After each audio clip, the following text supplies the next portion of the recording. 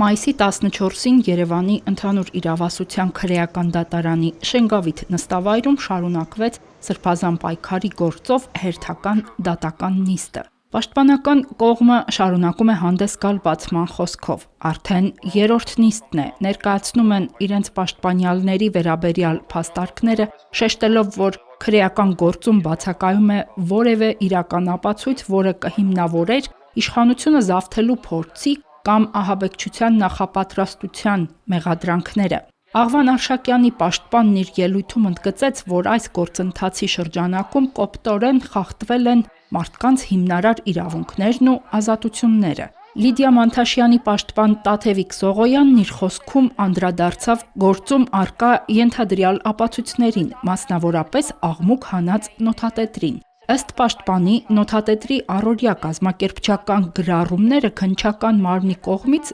ներկայացվում են որպես ահաբեկչական գործողության պլանավորում։ Փաստաբանը հայտարարեց, որ ապացույցների հետազոտման ընթացքում կենտրոնանալու է դրանց բովանդակային վերլուծության վրա, պարզելու, թե յուրաքանչյուր գրառում կոնկրետ ում է վերաբերում եւ ինչ է ապացուցում։ Նրա համոզմամբ, հենց այս մանրամասն քննությունն է իջիք դարձնելու իշխանությունը զավթելու նախապատրաստության վարկածը։ Այս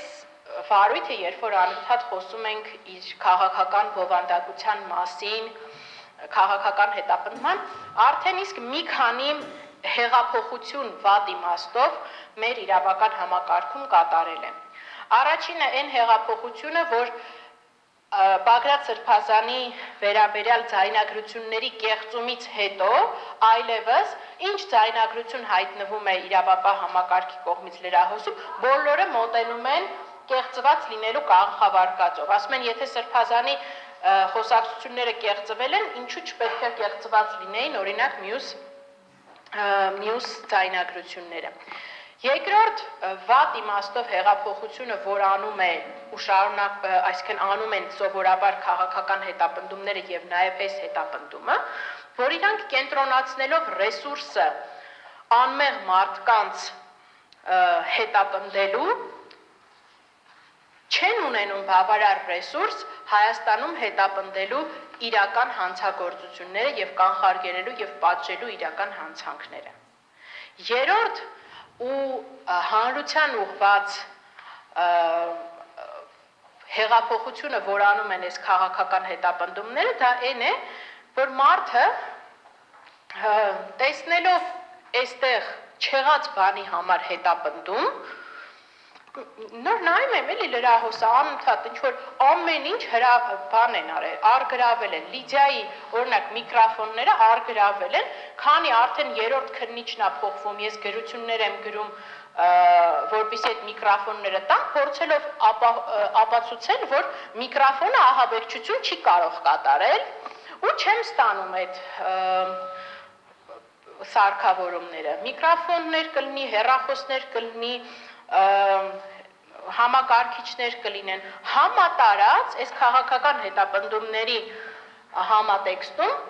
մարդկանց ունեզրկում են, փաստացի զրկում են իրենց սեփականությունը տնօրինելու հնարավորությունից։ Փաստաբանն ափսոսանք հայտնեց, որ տևական ժամանակ ահռելի հանրային ռեսուրսներ են վատնվում մի գործի վրա, որը զուրկ է փաստական հիմքերից։ Սա ընդհանրապես քաղաքական պայքարը կասեցնելու միջոց է եղել իշխանության համար, եւ մեղադրյալի աթոռին են հայտնվել անմեղ մարդիկ, նշեց Սողոյանը։ Դատական նիստի ընթացքում ելույթ ունեցավ նաև Բագրատ Սրբազանը։ Նա անդրադարձավ նախորդ շաբաթ ազգային ժողովում հնչած հայտարարություններին, մատնանշելով քննչական կոմիտեի ղեկավարի խոսքերում առկա հակասությունները։ Սրբազանը նկատեց, որ եթե նախկինում պնդում էր արվում, թե առկա է հենց իր ձեռքով գրված ահաբեկչության ծրագիր, ապա այժմ խոսվում է խմբի անդամներից մեկի գրառման մասին։ Նա հույս հայտնեց, որ թե գլխավոր դատախազը, թե քննչական կոմիտեի նախագահը կգան դատարան եւ հանդես կգան որպես վկա, պարզաբանելու այս հակասությունները։ Ես շատ հույս ունեմ, որ Տիկին Գրիգորյանը առիթը կգտնի այս թեմային անդրադառնալու։ Ուրեմն հետևյալ հայտարարությունը դուք բան հասկանում եք այս սրանից։ Պատվարժան դատարան, մեղադրողներ հասկանում եք։ Եթե հասկանում եք այս աշխարհացունց դարակազմիկ հայտարարությունը, մեզ էլ բացատրեք հասկանանք։ Երբ մարդն ասում է Դուք տեղյակ չեք, իր ձեռքով գրված ահաբեկչության պլան գոյություն ունի։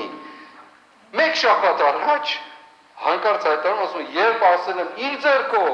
ի նկատի չեմ ունեցել իր ձեռքով։ Դե եկեք հասկացեք։ Հիմա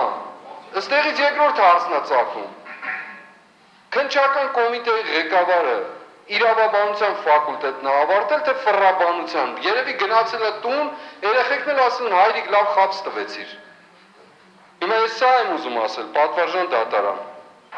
Եթե դա թեմա չի, պարզապես հայտարարությունը, քննչական կոմիտեի ղեկավարը ով նախաձեռնել է ամբողջը այս գործընթացը,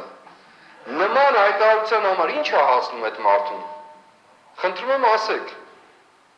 Վստահ եմ, որ պիտի պնդեք, որ իրեն գան դատարան, թե գլխավոր դատախազը, թե քննչական կոմիտեի ղեկավարը։ Եվ ես շատ հույս ունեմ, որ կգան դատարան որպես վկայի կարգավիճակով ներգրաված, այլապես մոտ ապագայում կգան որպես մեղադրյալներ։ Ես վստահ եւ համոզմունքով ասում եմ։ Սրբազան պայքարի մասնակիցների գործով դատական հաջորդ նիստը նշանակվեց մայիսի 21-ին 15:00-ին։